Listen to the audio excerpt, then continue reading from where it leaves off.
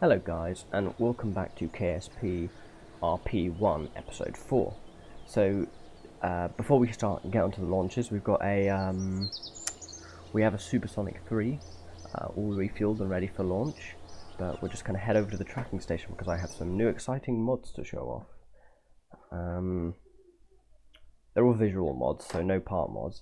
So first off, once they load in, there we go, we've got both scatter and realistic visual enhancements, which makes the planet just look wow, amazing. And then we've got auroras, we've got city lights. It's just beautiful. And they also did it for Venus, Mars. I think they did it for the gas giants as well as Titan as well. So that's Venus covered in its extremely thick atmosphere, and then you got Mars, which has obviously a thinner atmosphere. But yeah, the planets just look so good now, so hopefully it doesn't impact the performance that much. I haven't tested it out at all, so hopefully it should be fine. So immediately we run into the first issue of the day. The fact that my audio is just it's not playing ball today, so as you heard, my voice was rather quiet. It basically just completely cut out by now. So I'm narrating in production as I usually do. So yeah, we have a successful air launch so far of the one of the last launches of the Supersonic 3.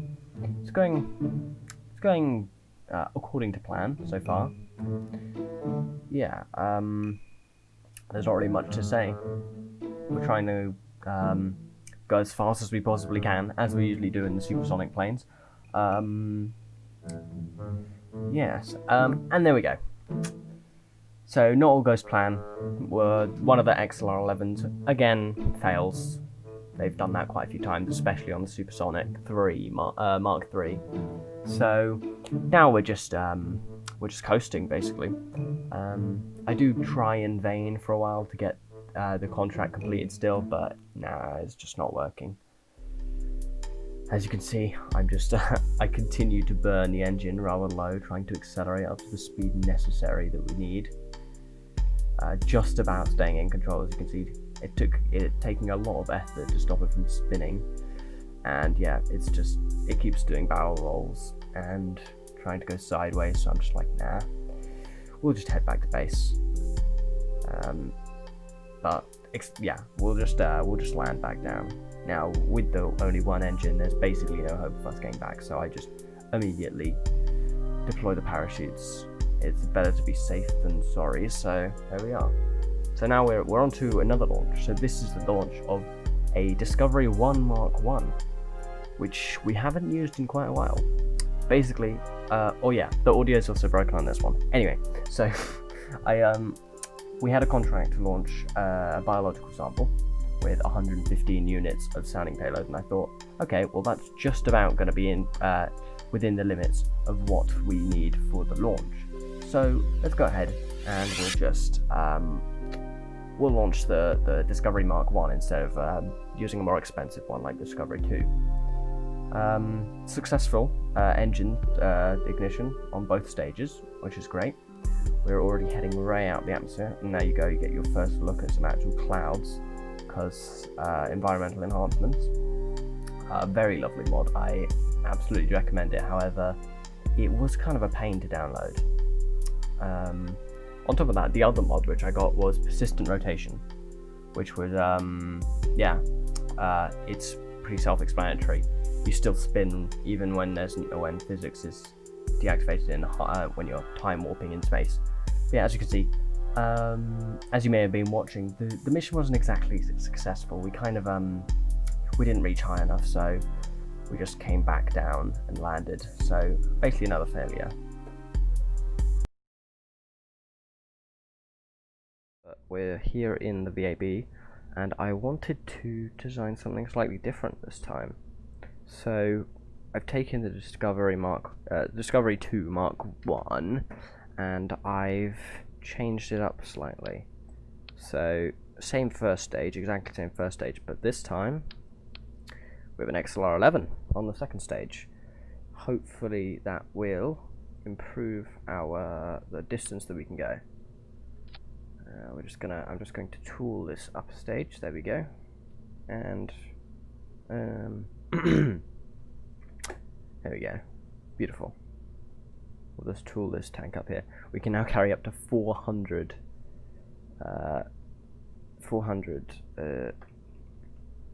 payload. There's no actual value, it's just payload.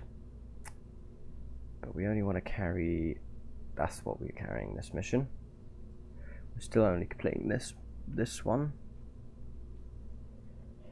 There we go. And also upgrading the tanks. Got to work out which one it is. This one.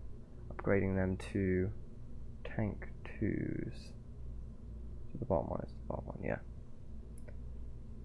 Tank 2, please. Boom. We have to retool them. That's irritating. Well, there you go. Retool all of these. That's annoying. One's already tooled. I want to change this. I want to change this to like that. No. No. No. Oh, there you go. That looks a bit better. Right, and we'll just, yeah, we'll send that out to the launch pad. It's going to take 160 days to build. Slightly longer than it did before, but that's because of the whole, oh my, I almost cocked up the mission. We almost forgot. Gotta get these. Also, gotta get really small, gotta get some small fins, because we still have no gimbaling on this second stage, which is kind of a problem, but oh well. Chuck these on here. As thin as we can make them. Almost as short as we can make them. Even shorter. There we go. Whoopsie.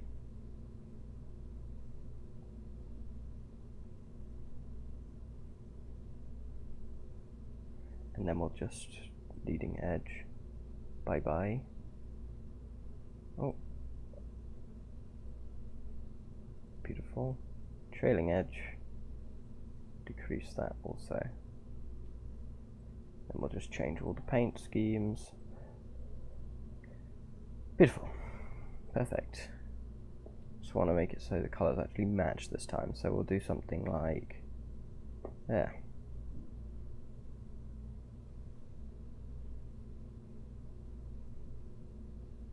Why is it this dome shape? That looks ugly. Right there. Sorry, I got interrupted rudely by my sister. Very disappointing. Anyway, we're just changing the colour scheme a bit. Looks a bit strange. Just make that go there. Put that like that. And oh, almost forgot this bottom one.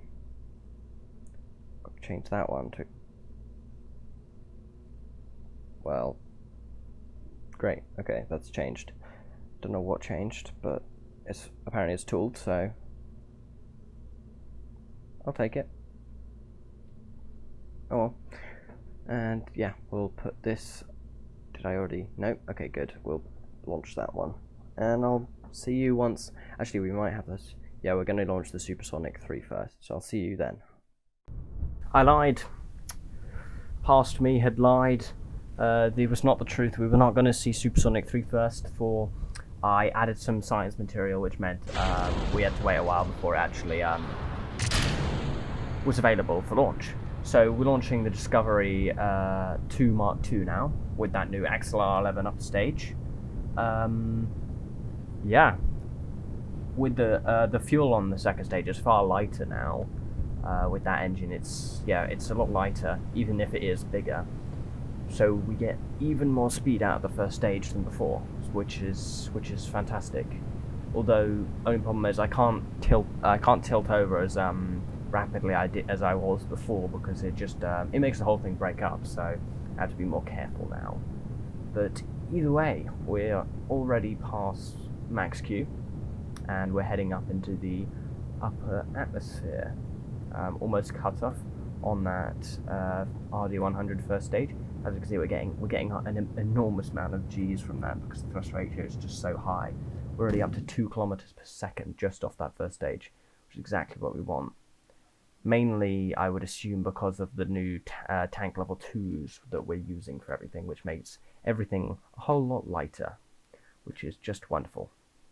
So I'm just spinning up the stage slightly so we have some sort of spin stabilization on the second stage, because we still don't have small enough avionics to fit on the upper stage, unfortunately. Separation and ignition. The XLR-11 is far less volatile than the Aerobee from experience, so the separation motors don't have to be extended out. However, I probably will do that in the future. But yeah, we're basically already in space, which is a big change from what we had before, where we effectively burnt our second stage by like 50-60 kilometers. So yeah, we're in space and we have engine cutoff. We're going at 3 kilometers per second, which is the fastest we've ever gone. Bit of a graphics glitch, just go away. Boom, there we go. Okay, fixed. And we're just spinning elegantly in space as a cloud front rolls over southern Australia. As you can see, persistent rotation. Even though we've got space time warp on, we're still rotating, which makes it more realistic. Because when you first of all, you can't time warp in real life, and second of all, it doesn't halt your momentum and all of that. There we go, separation from the second stage. We're coming in for re-entry. This is sped up by the looks of it. Past editing me did not inform me of this. I'm very disappointed. There we are, parachute deployment, tumbling a bit, and we'll just head on down towards the ground. That was a weird lag spike there. Don't know what that was about. Hope we won't get any more of those. Even if there are any more, you won't see them because I'll cut them out. But anyway, moving on to Supersonic 3. As you can see, we've added a what would have been a junior materials bay. I think it's still called that actually. I also added a parachute attached to the cockpit so that in the future, just in case something like this happens and the rocket disintegrates, the pilot's still okay. But yeah, for some reason, I'm not sure why, but every time I use it, the Supersonic 2 becomes more and more, Supersonic 3 becomes more and more unstable. So this time, it just decides it doesn't like flying anymore. So it's just going to do a bit tumbling. So that was a very quick flight, and I'm just at this point I just immediately decide, oh well, we're not doing this flight, I guess. We're just going to head on down to the ground. And yeah, there we go, flat spin, and I no longer have control at all. Bit of a shame. At this point, I decided, all right, we're gonna have to cancel Supersonic 3. Supersonic 3 has done us pretty well, not as good as Supersonic 2, but yeah, it's not turning out good in the end. So we're gonna have to cancel that. Parachute deployed, which is kind of sad. This is the first flight of Bill Kerman. I wanted to put Bill and Bob on a few missions so that they don't leave, because they're supposed to retire in 2 years, so I wanted to extend their retirement day. And a very graceful landing, apart from the engine loss, but there you go. Moving on to the construction of Supersonic 4. I will warn you now, this is a doomed spacecraft. It does not go well. But anyway, here we are, just adding on fuel tanks, setting it to tank type 2. Whoa, steady on there. Steady? Okay, there we go. 2 engines. That's fine. We don't want 4 engines. We don't need the thrust-to-weight ratio for that. I think that's just inefficient to do that. So they're adding the telltale orange end tank, which we've had on almost all of the missions now. Making these, this is going to have much smaller wings. There you go, much smaller wings. This one's sort of designed after the X-15. That was my inspiration. Obviously, it's a lot stubbier and still has wider wings than the X-15. I think, maybe not actually. Not sure about that. I'm not too well versed in the American space plane and stuff, supersonic planes history and that stuff. But anyway, so we're just splitting the fuel tanks into two so I could chuck all of the fuel into only the front one, because beforehand the center of lift was in front of the center of mass, which is never a good thing. So I was just fixing that. And here we are adding on the control surfaces for the tail. Beautiful. And adding all the good fuel. And then adding vertical, tail fins even. There we go. Nice little small ones, just to give us a little bit more control so we don't start going into flat spins like we did before. Beautiful. Which it doesn't really need to be that big because it just needs to make us go in a straight line when we're going Mark 1 and so on. Which it should do a good job of doing. I say should. Foreshadowing basically. But yeah, just finishing up on the vehicle. Adjusting this so that they don't affect the roll, because we don't want that. Adding on landing gears, all that good stuff. And messing up on putting on landing gears. There we go. There we go. Put it on properly. Beautiful. I think this might be the smallest supersonic craft so far. Oh, adding on a parachute onto the cockpit, like I said before, just in case, because the cockpit usually survives. And okay, that was a quick cut. Here we are to, this is a Discovery 2 Mark 1. Of course, the Discovery 2 Mark 2, it is good, however it does take a lot longer to build. It takes about 161 days compared to the 100 days of the Discovery 2 Mark 1. So the Discovery 2 Mark 1 is still going to be used quite a lot, just like the Discovery 1 Mark 1 is going to be used. Not as often because we're sort of running out of the missions for that vehicle, but hey ho. So here we are, it's nice liftoff. We still haven't really had any problems with the RD-100, which is good. I think we're completing another biological mission here, I think. I can't see it on the contracts thing, so I'm not sure. Passing through max Q. As you can see, I can tilt over far more radically than I can with the Discovery 2 Mark II, because the upper stage is a lot bigger, so I'm guessing it means that it's far easier to tumble. So there we are, we're through the thickest part of the atmosphere, and we're getting our thrust to weight ratio up, engine cutoff, spinning up just so that second stage is a bit more stable, and ignition of the second stage. Beautiful. So there we are, heading out of the atmosphere, above the clouds once more. Fairly successful. The Discovery 2 Mark 1 is by far the most successful vehicle of the space program so far. The Discovery 1 Mark 1 had I think it was 4 failures to start with, because the engines kept cutting out, which I don't think actually caused the missions to fail, but they were just annoying, very annoying. They caused one mission to fail, actually, I seem to recall. There we are, we're in space. We're quite high in space, once again seeing those lovely cloud fronts and scatterer, making the atmosphere look a whole lot nicer. And here we are coming back into the atmosphere. With a bit of lag there, and we're in the atmosphere properly now. Not sure what the lag is with the recordings. This time I will look into that and see if I can stop that. If it doesn't stop itself, that is. There we go. We're already through the atmosphere. I'm not sure how that doesn't burn up. I'm not sure if that's accurate, but oh well. So there we go. Parachute deployment, and we're just coming in down on the ground. Beautiful.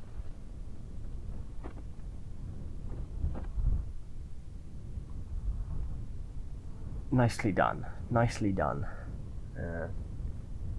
Yeah, Discovery 2 Mark 1 will definitely not be removed from active service. It is cheap, quick to build, and very reliable up until now. So yeah, no cancelling yet, and we'll just move to the next launch. So here we are, the Supersonic Mark IV. Bill has been given a second chance to pilot a plane because the last one didn't go very well. So there you are. And immediately we start having problems. As you can see, the plane is wanting to go to the left again, just like the last one. I'm not sure why or anything like that. So if any of you folks who play RP-1 know why that's happening, just leave a comment and let me know what the fuck I'm doing wrong, basically. But yeah, because it's kind of annoying having most of my supersonic planes not go supersonic. Anyway, so I managed to keep it under control, just about. We are turning very slowly to the north, but I work out that if I fly like this, there's almost no problem for some reason. I don't know, I have no idea why. But if I just fly, effectively sideways, there's far less issues than if I were to fly out normally. Obviously, we're going very high up. We're aiming to complete a new mission to get to 45 kilometers, because we unlocked a new cockpit upgrade which allows us to get to up to 75 kilometers. So yes, missions have good payout, so that's certainly a benefit. Apart from, and also the world records gives us a lot of money as well, and also stopping Bill from retiring, because stuff like that. Yeah. So we have a slight loss of control, nothing too bad. But now that I'm out of the proper part of the atmosphere, I can fly normally like this. I have no idea why when I'm going slow I can't fly like this. I'm assuming there's probably something, the fact that I'm literally going too slow for the fins to work properly. That's probably why. But going at this speed, we're all good. So we're just heading all the way up out of the atmosphere, burning those XLR-11s, their full burn time. We're already getting up close to 1 kilometer per second. I don't think we've quite reached there. We reached like 900. And we'll have engine cut off in a second here. There we go. And we just about have the altitude that we need. We have 45 and a bit kilometers apoapsis. So we're just coasting up. And Bill is the first person to go beyond 30 kilometers. Apart from Valentina for a very short amount of time where she was choking, but that doesn't count. So here we are. The edge of space. The very edge of space. This is the highest we've ever been with crew. I may start, I'm not sure whether to continue making rocket planes, or whether to just make literally just rockets. Like, I could take the Discovery Mark II and just put a capsule on it, and then just take it up to 75 kilometers, but I don't know if that would be the right thing to do. So that's another thing you guys could put your input in the comments, because I'm not sure of what to do about my manned space program at the moment. So here we are coming back down towards the ground. It is far more stable on empty tanks than any of the other supersonic planes that we've had so far. But then again, we are at 30 kilometers up. Although I do kind of I done goof, because as you see, I'm time warping in the game, and I'm also pulling up every now and then. That does not that does not go well, and the spacecraft disintegrates.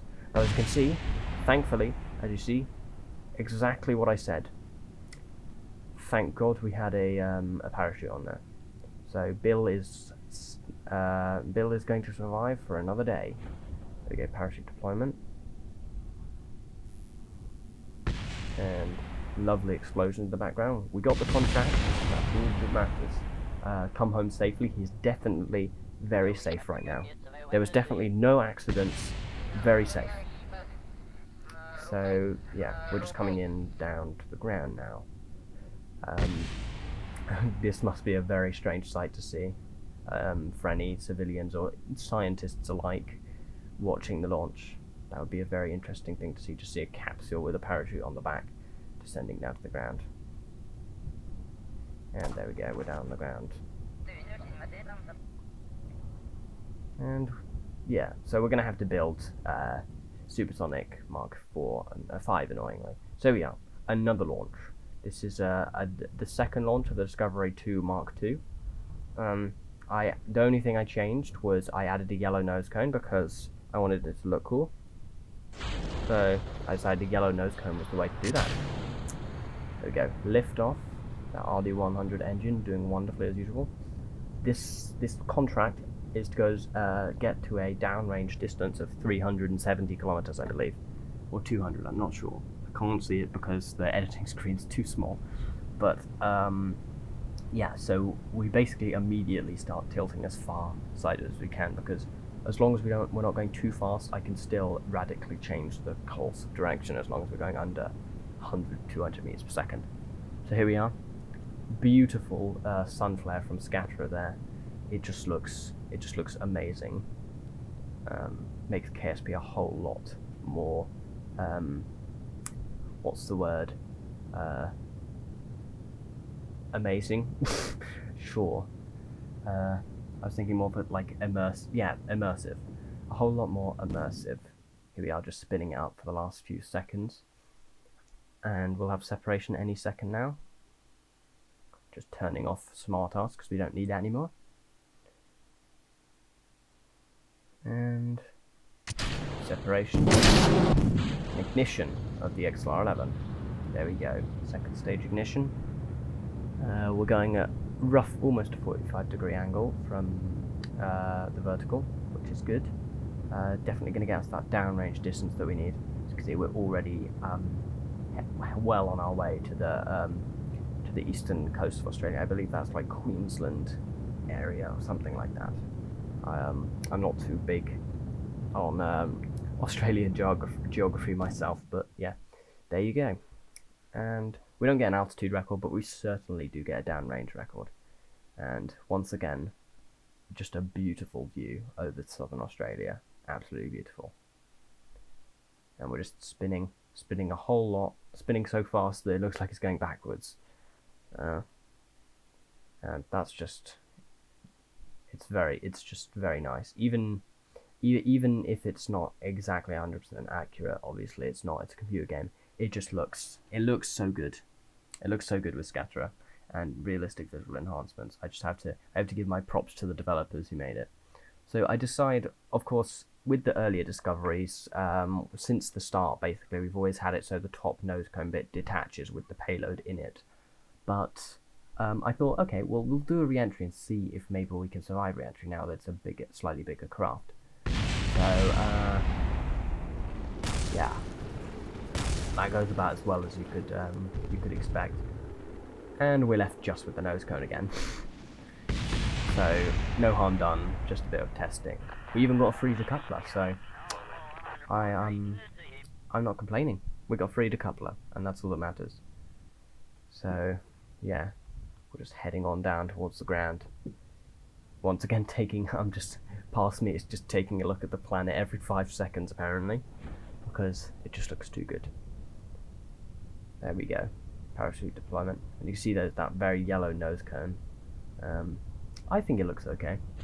I would like a red nose cone, so it looks a bit more like the Black Arrow.